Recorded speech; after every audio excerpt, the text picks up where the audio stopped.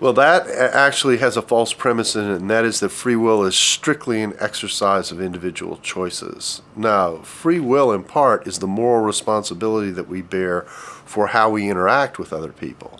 So as vulnerable and as much of a victim as the child is, the perpetrator is very much a moral actor and very much is dispensing out consequences out of the role of power that they are exercising.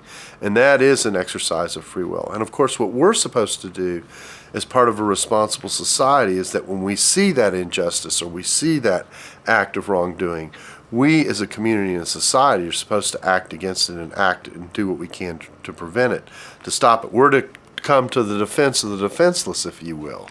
So it's not actually one decision. There are actually many decisions being made. One of the faults of any kind of institutional sin or corporate sin is that we as a people, as a mass of people, are not responding to what is happening around us in the way that we ought to do. That's another indication of our need for God and our need to adjust.